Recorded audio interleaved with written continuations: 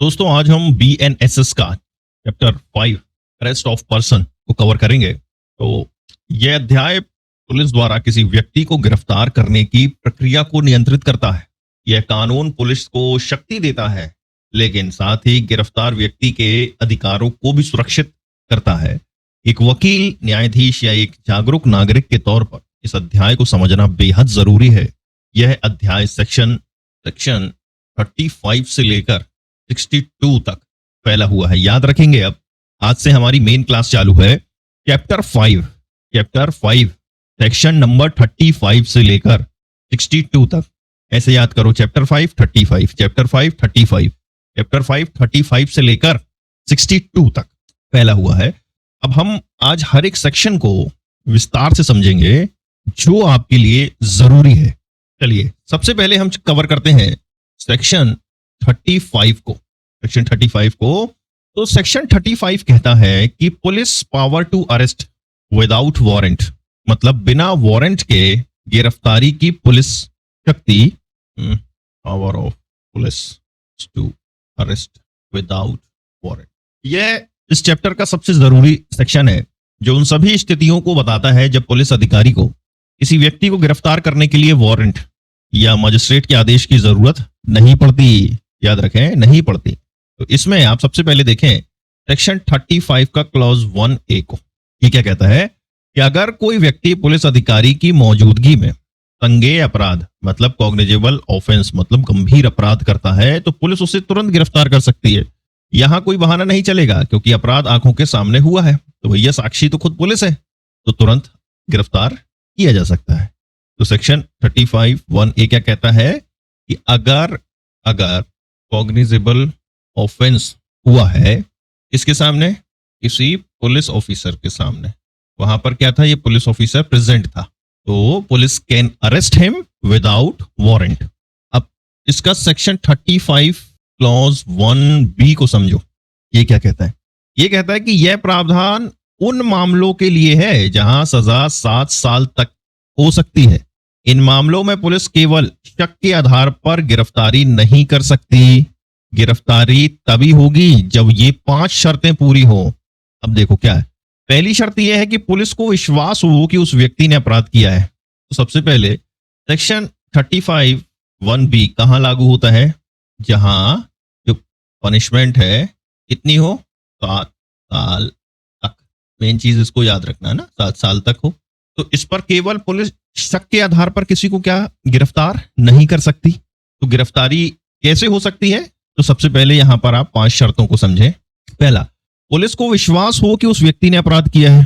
दूसरा, पहला क्या है, पुलिस को पक्का विश्वास हो। दूसरा, गिरफ्तारी आगे कोई अपराध होने से रोकने के लिए जरूरी है ना। तो अरेस्ट आपने क्यों किया? टू स्टॉप, क्या स्टॉप? Further offence. नहीं करते तो ये आगे कोई और अपराध कर सकता था।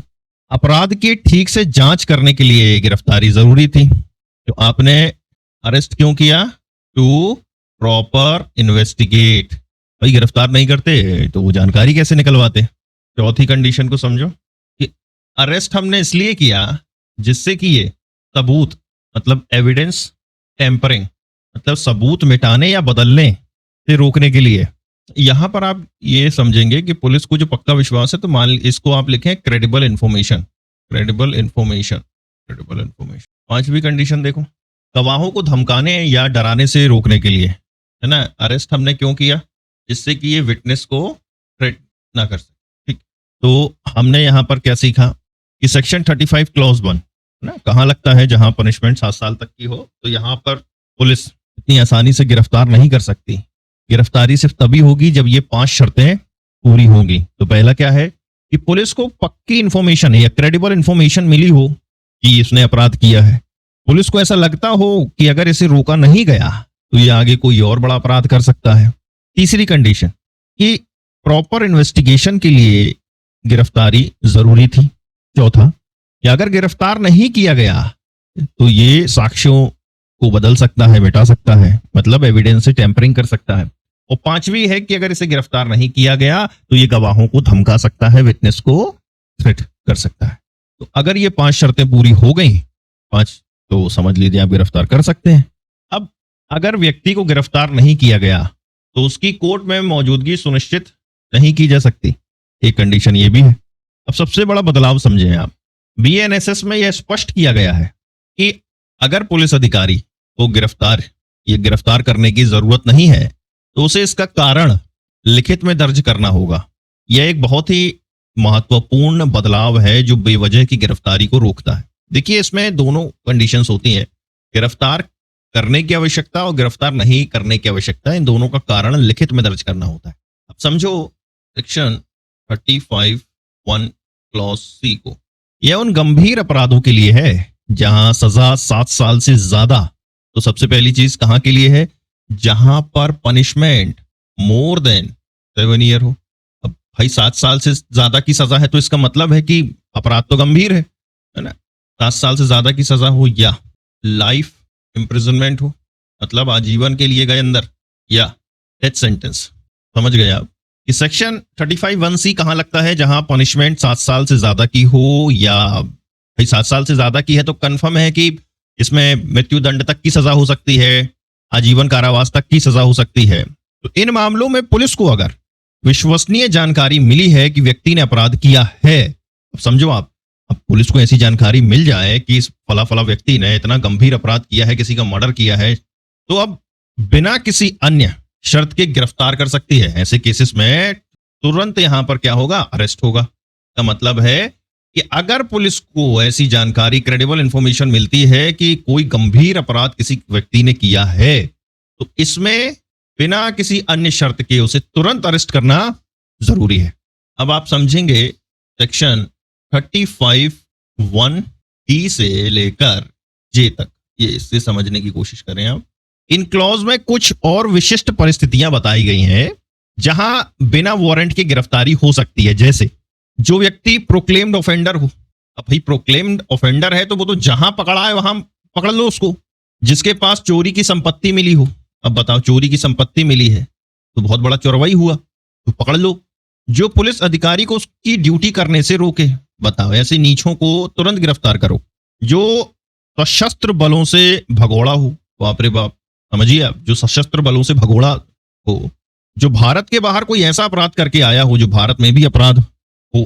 कुल मिला के ये है, आप ये मान के चलें सेक्शन 35(1) डी से लेकर जे तक यही बताया गया है कि आप किन किन को गिरफ्तार कर सकते हैं। तो ये तो वही लोग हैं जिन्होंने बड़े अपराध किए हैं। भाई प्रोक्लेम्ड ऑफेंडर है, अगर अपराधी घोषित हो गया है तो कोई छोटा मोटा आदमी तो होगा नहीं। चोरी की संपत्ति मिली है तो ये भी कोई शरीफ तो होगा नहीं। अब पुलिस को उसकी काम करने से रोकेगा तो दबंगाई दिखा रहा होगा, तो इसको भी पेलना जरूरी है।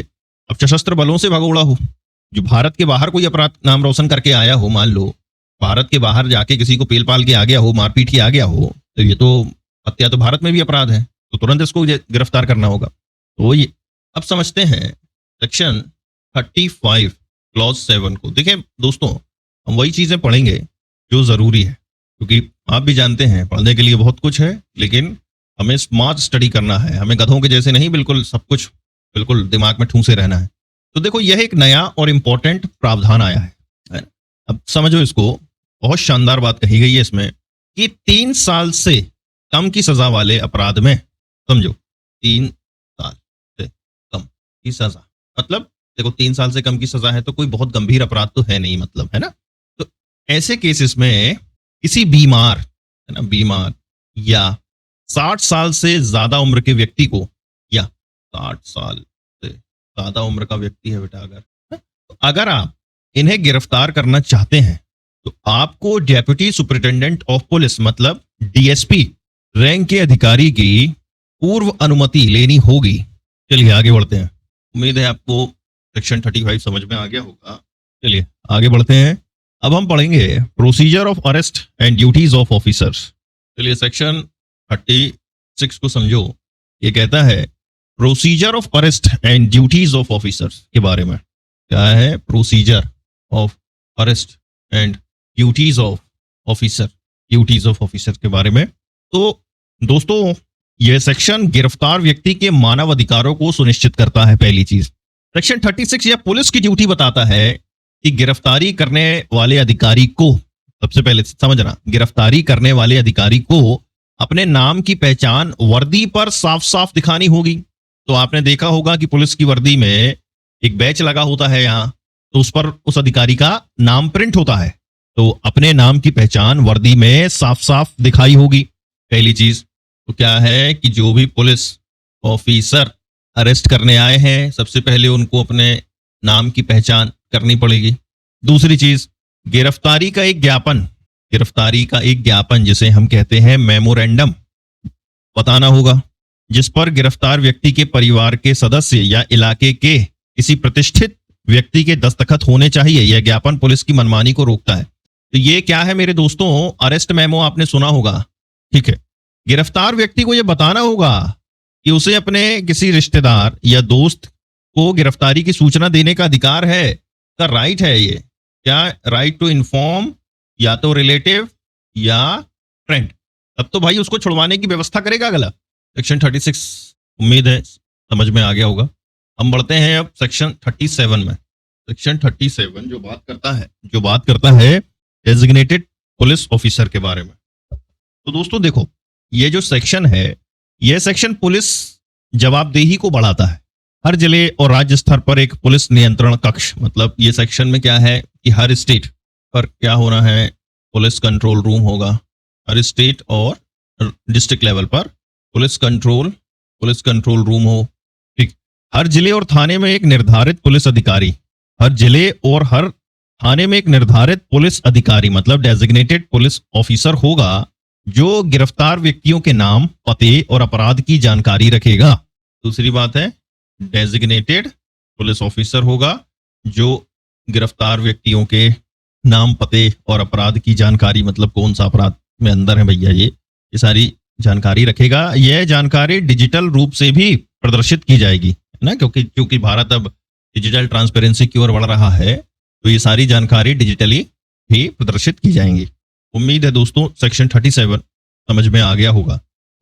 चलिए समझते हैं सेक्शन 38 को, जो कहता है right of arrested person to meet an advocate of his choice during interrogation. तो ये तो हो गई बेयर एक्ट की भाषा, है ना, लेकिन इसे बड़ी आसानी से समझो कि भैया अगर आपको गिरफ्तार कर लिया है ना, तो गिरफ्तार करने के बाद ऐसा तो नहीं है कि आपके राइट्स खत्म हो गए होंगे। तो इसका मतलब सीधा ये है कि गिरफ्तारी के बाद भी तो कुछ अधिकार बचे होंगे। तो राइट, तो सीधा समझो इसे RIGHT, rights after arrest. Section 38 आपको सबसे पहले क्या बता रहा है कि आपका राइट क्या है अरेस्ट होने के बाद। देखिए दोस्तों, आपके राइट्स के बारे में आप याद रखें, दिमाग में इसे फिट कर लें कि सेक्शन 38 से लेकर सेक्शन 41 तक आपके कहीं ना कहीं राइट्स को ही बताया गया है कि अरेस्ट के बाद आखिर आपके राइट्स क्या होंगे। तो देखो, सेक्शन 38 कहता है कि गिरफ्तार व्यक्ति को पूछताछ को क्या बोलते हैं, इंटेरोगेशन, जिसे आपने फिल्मों में देखा होगा कि जब तोड़ाई होती है ना, लेकिन है ये पूछताछ गुरु। तो पूछताछ के दौरान अपने पसंद के वकील से मिलने का अधिकार है, ठीक है। बनी बात है भाई, कई जवाब ऐसे होंगे जो एक्यूज खुद नहीं देना चाहता होगा। ये आपने फिल्मों में सुना होगा ना कि मैं अपने वकील से बात करना चाहता हूं, तो ये वही है। हालांकि वकील पूरी पूछताछ के दौरान मौजूद नहीं रह सकता।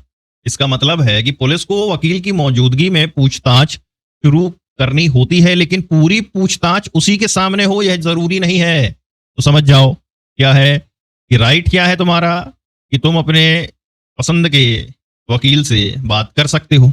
और वकील अगर आ गया, आप समझो तुमने वकील को तो बुलवा लिया, और वकील हीरो बनेगा आके, वकील पूरी पूछताछ के दौरान मौजूद नहीं रह सकता।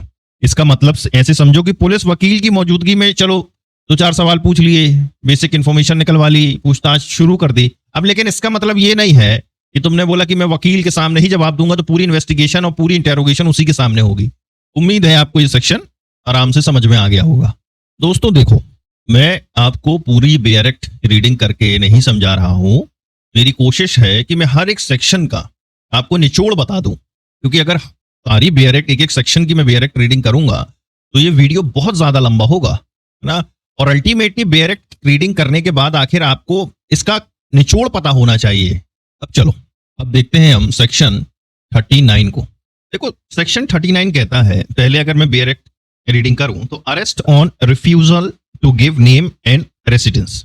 मतलब कहीं ना कहीं अरेस्ट करोगे कब, जब आप रिफ्यूज किया आपने किसी का नाम या उसका पता बताने से, इस तरीके का कुछ है। तो मान लीजिए अगर कोई आसंज्ञेय अपराध का आरोपी अपना सही नाम और पता बताने से मना करे तो पुलिस उसे सही पहचान के लिए गिरफ्तार कर सकती है। तो सबसे पहले समझो सेक्शन 39 में कि सबसे पहला हुआ नॉन कॉग्निजेबल ऑफेंस। यहां पर जो ऑफेंस था वो याद रखना नॉन कॉग्निजेबल है ना। नॉन कॉग्निजेबल ऑफेंस का एक्यूज है, आरोपी है। अब पुलिस इसके पास गई कि भैया बता रही तेरा नाम क्या है रे, तू कहाँ रहता है, और ये बनने लगा वहां हीरो कि नहीं बताऊंगा नाम, नहीं बताऊंगा कहाँ रहता हूं। तो भैया फिर पुलिस उसे सही पहचान के लिए गिरफ्तार कर सकती है। अब समझो सेक्शन 40 को। सेक्शन 40 देखो, सेक्शन 40 कहता है arrest by private person and procedure on such arrest, है ना। क्या कहता है सेक्शन 40 कि अरेस्ट होगा किसके द्वारा, प्राइवेट पर्सन के द्वारा। अरेस्ट आपने किया, किसने किया अरेस्ट, किसी प्राइवेट पर्सन ने किया। कोई भी आम व्यक्ति किसी ऐसे व्यक्ति को गिरफ्तार कर सकता है जो उसकी मौजूदगी में कोई नॉन बेलेबल और कौन सा अपराध, नॉन बेलेबल मतलब गंभीर है, या कॉग्निजेबल ऑफेंस किया हो, या कोई उद्घोषित प्रोक्लेम्ड ऑफेंडर हो, है ना। तो मतलब कोई भी आम आदमी, किसी समझ लो आप कोई अगर ऐसा व्यक्ति है जिसने नॉन बेलेबल या कॉग्निजेबल ऑफेंस उसके सामने किया है, या कोई भगोड़ा है, तो एक आम आदमी भी ऐसे व्यक्ति को गिरफ्तार कर सकता है। हालांकि उसे 6 घंटे के भीतर गिरफ्तार व्यक्ति को पुलिस को सौंपना होगा। भाई गिरफ्तार किए हो, किडनैप थोड़ी किए हो। इसी वजह से 6 घंटे के अंदर आपको पुलिस को सूचना देनी पड़ती है कि फला फला व्यक्ति को मैंने पकड़ के रखा है, आप जल्दी से आ जाओ और इसको ले जाओ। मेरे काबिल दोस्तों, अब समझो सेक्शन 41 को, जो कहता है arrest by magistrate. Arrest by magistrate, एक मजिस्ट्रेट। अब देखो ये मजिस्ट्रेट क्या है। अब ये मजिस्ट्रेट एग्जीक्यूटिव भी हो सकते हैं और जुडिशियल। मजिस्ट्रेट तो 2 प्रकार के होते हैं ना, एग्जीक्यूटिव मजिस्ट्रेट और जुडिशियल मजिस्ट्रेट। अपनी मौजूदगी में, अब ये मौजूद थे कहीं, और अपने अधिकार क्षेत्र के भीतर किसी भी व्यक्ति को गिरफ्तार कर सकते हैं या किसी और को ऐसा करने का आदेश दे सकते हैं। भाई किसको देंगे, पुलिस को ही बोलेंगे कि अरेस्ट हिम। उसी तरीके का ये समझो फिल्मों, बस देखो आप सारे सेक्शंस को ना फिल्मों से रिलेट करके समझते चलोगे, चीजें आसान हो जाएंगी। कानून को कानून समझ के पढ़ोगे, साली वो दिमाग से निकल जाएगी। समझ गए आप, तो आपने समझ लिया। देखो दोस्तों, सेक्शन 43 एंड 44 इसे समझने की कोशिश करेंगे, जो बात कर रहा है manner and condition of arrest के बारे में। Manner and condition of arrest, थोड़ा इसे समझने की कोशिश करें ध्यान से। 43 कहता है arrest how made, arrest how. देखो BNSS के सबसे बड़े बदलावों में से एक है, इसलिए कह रहा हूं इसे समझना आसानी से, थोड़ा ध्यान से। सेक्शन 43 क्लॉज 1 को समझो पहले, फिर हम इसको पूरा कंक्लूड करेंगे। गिरफ्तारी करते समय पुलिस अधिकारी को व्यक्ति के शरीर को छूना या नियंत्रित करना होता है जब तक कि वह खुद ही आत्मसमर्पण ना कर दे। ठीक है, गिरफ्तारी करते समय पुलिस अधिकारी को, जिसको गिरफ्तार किया जाना है, उसके शरीर को छूना या नियंत्रित करना तो होता ही है, लेकिन अगर मान लो आत्मसमर्पण कर रहा है तो कोई बात ही नहीं है। दूसरी चीज, महिलाओं की गिरफ्तारी। अगर किसी महिला को गिरफ्तार करना हो तो केवल मौखिक सूचना से भी गिरफ्तारी मानी जा सकती है। पुलिस अधिकारी महिला के शरीर को नहीं छुएगा जब तक कि वह खुद भी एक महिला पुलिस अधिकारी ना हो। तो इसका मतलब क्या हुआ इनडायरेक्टली, कि अगर वुमेन है तो आप एक महिला पुलिस को भी साथ में ले जाएं, वही उसको छुएगी या नियंत्रित करेगी। तो कहीं ना कहीं आपने यहां पर यह समझा कि ये अरेस्ट क्या है।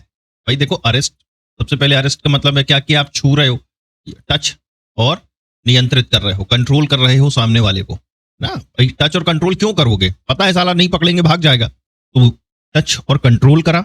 और अगर खुद आप आत्मसमर्पण कर रहा है तो जैसे चल भैया गाड़ी में बैठ, थाने चल, इस तरीके से। और अगर मान लीजिए सामने वाली कोई महिला है तो उसको टच और कंट्रोल मतलब अरेस्ट करने के लिए आपको अपने साथ में एक महिला पुलिस ले जानी जरूरी है। ये BNSS का सेक्शन 43 क्लॉज 1 में साफ साफ लिखा है। अब आप समझो सेक्शन 43 क्लॉज 5 को समझो। हाँ, किसी भी महिला को, इसको वुमेन को सूर्यास्त मतलब सनसेट के बाद आफ्टर सनसेट, और सूर्योदय मतलब सनराइज से पहले मतलब बिफोर गिरफ्तार नहीं किया जाएगा। जब तक कि कोई असाधारण परिस्थिति ना हो।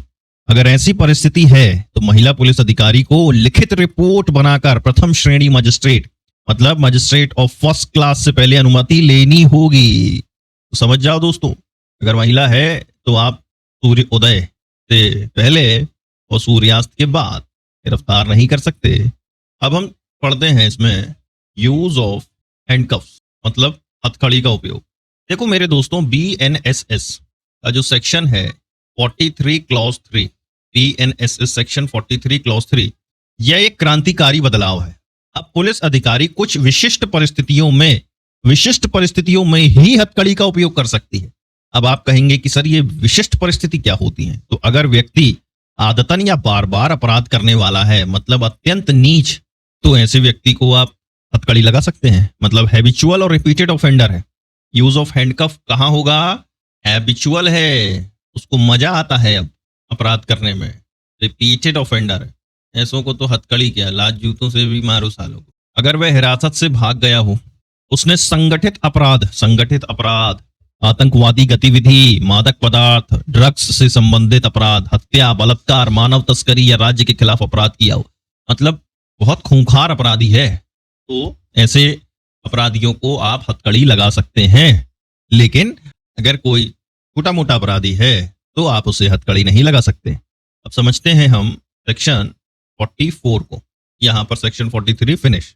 दोस्तों सेक्शन 44 वैसे कहता है कि search of place entered by person sought to be arrested, है ना। Search of place entered by person sought to be arrested, मतलब उस स्थान की तलाशी जिसमें ऐसा व्यक्ति प्रविष्ट हुआ है जिसकी गिरफ्तारी की जानी है। थोड़ा टेक्निकल है लेकिन समझो। अगर पुलिस अधिकारी को लगता है कि अपराधी किसी जगह में घुस गया है तो वे उस जगह के मालिक से प्रवेश की अनुमति मांग सकते हैं कि भैया ऐसी ऐसी सूचना मिली है कि ये तेरे घर में छुपा है। अगर अनुमति नहीं मिलती तो वो दरवाजा या खिड़की तोड़कर भी अंदर घुस सकते हैं, जैसे CID में वो कहता है दया दरवाजा तोड़। हालांकि अगर अंदर कोई ऐसी महिला है जो सार्वजनिक रूप से नहीं आती है ना, तो उसे बाहर जाने का मौका देना होगा, तभी पुलिस अंदर जा सकती है। सेक्शन 44 उम्मीद है समझ गए हैं आप, कि ऐसे याद रखना सेक्शन 44 मतलब दया दरवाजा तोड़। अब जब भी आप CID में दया को दरवाजा तोड़ते देखें तो आप रिलेट कर लेना सेक्शन 44 उसको ये पावर दे रहा है दरवाजा तोड़ने वाली। क्यों? क्योंकि उसे मालूम है कि दरवाजे के उस पार वो अपराधी छुपा है। अब हम समझते हैं कि दया ने तो गिरफ्तार कर लिया, दरवाजा तोड़ के पकड़ लाया। अब गिरफ्तारी के बाद की प्रक्रिया क्या होगी?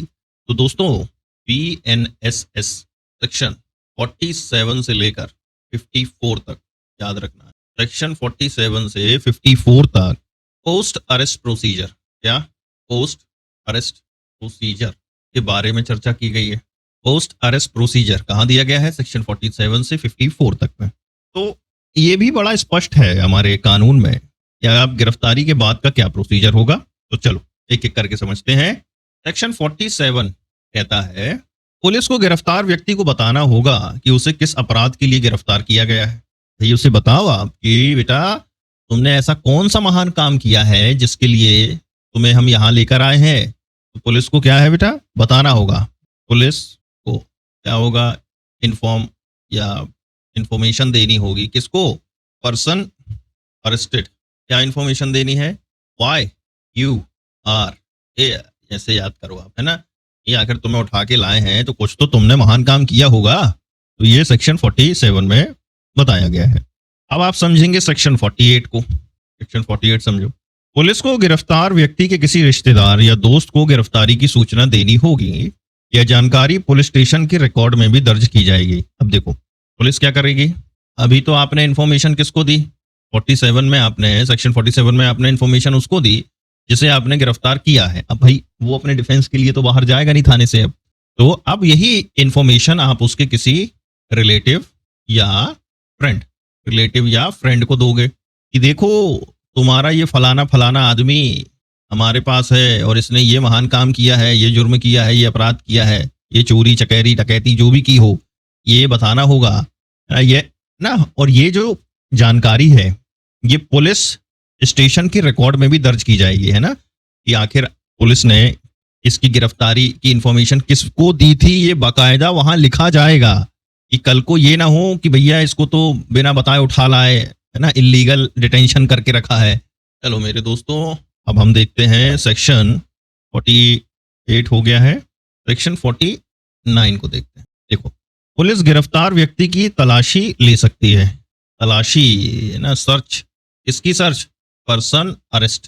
देखो, जो भी कुछ होता है ना अरेस्ट के बाद, सब कानून में दिया गया है, सब कानून में दिया गया है कि जो भी, आपने टीवी में भी देखा होगा कि लाए उसको ऐसे ऐसे छू छू के देखते हैं, उसका पूरा अरेस्ट करो, उसको सर्च करो, उसके पास क्या है क्या नहीं है, चक्कू वक्कू पता नहीं चोरी चमारी का कुछ सामान हो ना, ये सारी चीज उसकी सर्च करो, है ना। अब समझो, अब मान लो ये जो तुमने पर्सन अरेस्ट किया है ये कोई वुमेन है, वुमेन है तो क्या तुम कर लोगे? नहीं, वुमेन की तलाशी कौन लेगा?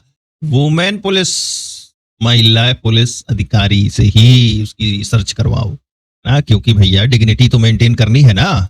ठीक है, तो आपने क्या समझ लिया ये कि अरेस्ट के बाद क्या क्या प्रोसीजर होता है, तो ये सारे प्रोसीजर है जो आप देखते भी हैं, बस इसको कानून से रिलेट कर लो, सेक्शन से रिलेट कर लो। अब देखो, अब हम समझते हैं सेक्शन 51 से 53 को, सेक्शन 51 से 53 को।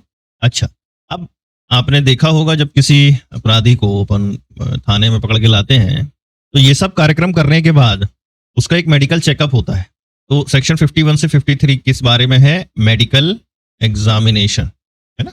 देखो, पुलिस के अनुरोध पर डॉक्टर जो होगा वो गिरफ्तार व्यक्ति की जांच कर सकता है ताकि अपराध से जुड़े सबूत मिल सके, जैसे खून, बाल, डीएनए सैंपल। महिलाओं की जांच केवल महिला डॉक्टर द्वारा ही की जाएगी। पहली चीज, गिरफ्तार व्यक्ति की हिरासत में आते ही डॉक्टर द्वारा जांच की जाएगी ताकि चोटों का पता लगाया जा सके। देखो, मेडिकल जरूरी है कई चीजों के लिए भी, है ना। अब कल को बोल दे कि मेरी तो पुलिस ने अच्छी जम के कुटाई की है, ये सारी चीजें मेरे को पुलिस ने चोट पहुंचाई है, तो मेडिकल एग्जामिनेशन में क्या है, सब कुछ आ जाता है कि भाई जब हम इसको गिरफ्तार करके लाए तब इसके शरीर में क्या चोटें थी क्या नहीं थी, है ना। मेडिकल एग्जामिनेशन समझ में आ गया। अब देखो सेक्शन 54, ये बहुत इंपॉर्टेंट है। जब आप क्राइम पेट्रोल देखते होगे, है ना, तो आपने ये चीज जरूर देखी होगी, जिसे हम कहते हैं आइडेंटिफिकेशन परेड, टीआईपी। अगर जांच के लिए अपराधी की पहचान जरूरी है तो कोर्ट इसकी अनुमति दे सकता है। यह भी एक बहुत बड़ा बदलाव है कि अगर पीड़ित व्यक्ति मानसिक या शारीरिक रूप से विकलांग है तो पहचान परेड एक मजिस्ट्रेट की देखरेख में होगी और पूरी प्रक्रिया ऑडियो वीडियो रिकॉर्ड की जाएगी। तो भैया ये कब है? अगर मान लीजिए भाई इन्वेस्टिगेशन के लिए जरूरी ये है ना कि अपराधी की तो पहचान हो पहले।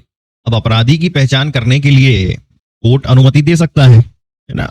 अब मान लो आप कि अगर बेचारा पीड़ित व्यक्ति मानसिक या शारीरिक रूप से विकलांग है तो पहचान परेड एक मजिस्ट्रेट की देखरेख में होगी। उसके सामने से निकाले जाएंगे लोग, ये था क्या ये था क्या ये था, इस तरीके से जो आप ये देखते होंगे टीवी में। और इस पूरी की पूरी प्रोसीजर को ऑडियो वीडियो में रिकॉर्ड कर लिया जाएगा, है ना। जैसे आपने टीवी में भी देखा होगा कि असली अपराधी को देख के मान लो सांसें ऊपर नीचे करने लगते हैं, हाँ हाँ यही था यही था यही था। तो इस तरीके की ये पूरी एक्टिंग जो टीवी में भी हम देखते हैं। अब चलो आगे देखो, अब हम देखते हैं BNSS सेक्शन। देखो दोस्तों, मैं तुमको इंपॉर्टेंट चीजें ही बता रहा हूं, सेक्शन जो जीवन में जरूरी है ना। पढ़ने को बहुत कुछ है लेकिन हमें वो चीज जानना जरूरी है जो हमारी डे टू डे लाइफ से जुड़ी है, वही एग्जाम के पॉइंट ऑफ व्यू से भी जरूरी है। तो देखो सेक्शन ये कहता है period of detention and other provision. पहली चीज, सेक्शन 57 से 62 में बात किया गया है कि period of detention and other provision. देखो यहां पर आपके लिए इंपॉर्टेंट है सेक्शन 58। ये एक इंपॉर्टेंट अधिकार है यार। पुलिस किसी भी व्यक्ति को बिना मजिस्ट्रेट के आदेश के, याद रखना, अब देखो बिना मजिस्ट्रेट के आदेश के 24 घंटे से ज्यादा हिरासत में नहीं रख सकती। इस समय में गिरफ्तारी के स्थान से कोर्ट तक के सफर का समय शामिल नहीं होता। याद रखेंगे कि भैया मतलब यह है कि 24 घंटे के अंदर आपको मजिस्ट्रेट के सामने पेश करना पड़ेगा अपराधी को, है ना। तो मतलब नॉट बियॉन्ड 24 आवर्स ना। अब अच्छा सुनो, इसमें एक चीज और है, गिरफ्तारी के स्थान से कोर्ट तक के सफर का समय शामिल नहीं होता। अब सुनो, मान लो एक आदमी मेरे को 500 किलोमीटर दूर मिला, कितने किलोमीटर? 500 किलोमीटर दूर मिला। अब मुझे इसको इस फलानी कोर्ट में पेश करना है और ये मुझे मिला है यहां पर, तो अगर देखा जाए आप किसी से लाओगे तो उसमें 12 से 14 घंटे तो इसको यहां से यहां तक लाने में ही लग गए, और फिर कब आप इससे इंटेरोगेशन करोगे? तो इस सेक्शन 58 हमें बता रहा है कि इस व्यक्ति को जिस स्थान पर गिरफ्तार किया गया था और ये कोर्ट तक लाने का समय, इसे आप एक्सक्लूड कर दोगे, ये नहीं जुड़ेगा, है ना, पहली चीज। अब देखो, अब आप पढ़ो सेक्शन 62 को। यह एक ओवर